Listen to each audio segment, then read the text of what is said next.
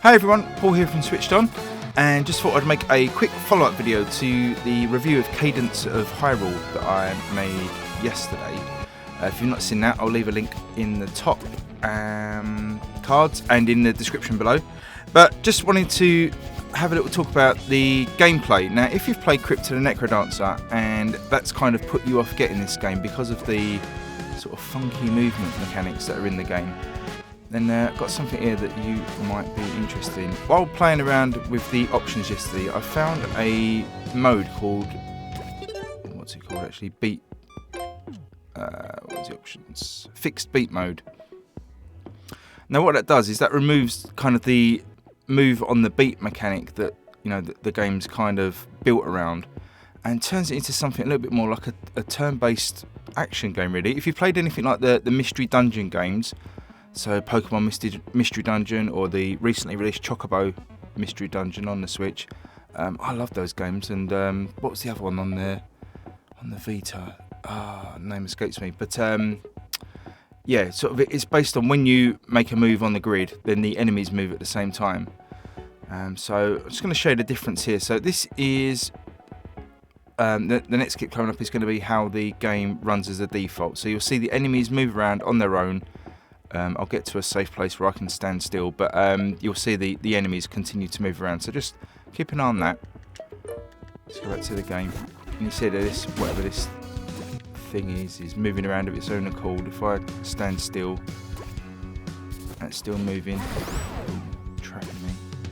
And if I move down here, it'll activate these dragon things to move. I'm not moving at all, I'm just staying still. Out of his way. So you kind of have to move on the beat. So if I start moving around now, and you'll see sometimes it'll pop up missed beat, and then that means that you sort of get stuck for a beat of the tune, and you can't move, and it leaves you open to attack. But also makes it a little bit harder in terms of combat, because you know you're kind of having to focus on being on the beat, focus on what enemies are moving towards you. So it can be a little bit tricky. So I'm going to clear this screen and move on to another screen with some enemies on. If we can find one. Here we go, perfect. Right, so again, you've got one of these trap things moving towards us. And what we're going to do is we're going to turn on fixed beat mode. So it's under gameplay. You press A to activate it, and then plus button to get back out of the menu and sort of save that option. So now if I stand still, you see nothing's moving, so the trap thing at the top isn't moving. But if I start moving Link around, you see every step that I take,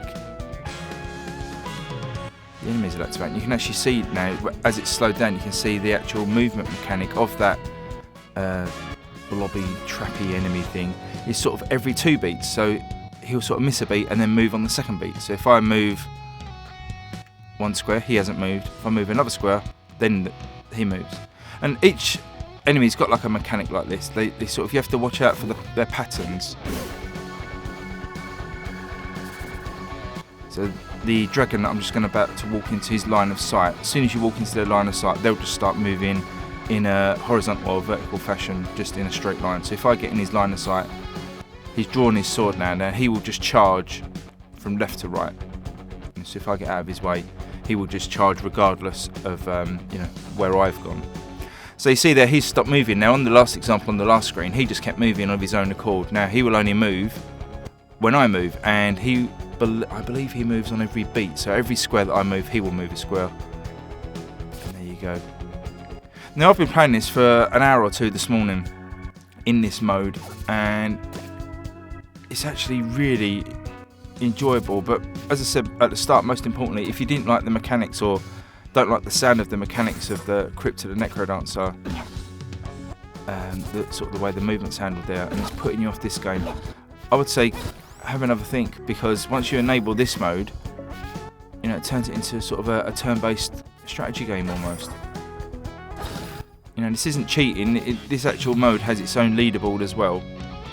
And so it certainly makes it a lot more difficult. I was in one of the randomly generated dungeons earlier, you know, as I was getting deeper into that, there's plenty of enemies appearing on screen, and you really sort of have to stop and think, right, if I move up, they're going to move that way. If I move right, left, then up, then down, I should be in a good position to attack. So it sort of lets you pause for thought and, you know, get a little strategy together. So I hope that's helpful. Just thought that would be useful for some of you that were put off of the game. It's, you know, an absolutely brilliant Zelda game, and would definitely recommend it. Obviously, if you've seen my review, you'll know my thoughts on it. And if you haven't, please check that out. So I'll leave that there. Thanks again for watching. I hope you do enjoy this game. If you do pick it up, or if you've already picked it up, I hope you're enjoying it. Got a couple of reviews to come out this weekend, so keep your eyes peeled on that. But until then, I'll see you on the next video. Cheers, guys. Bye.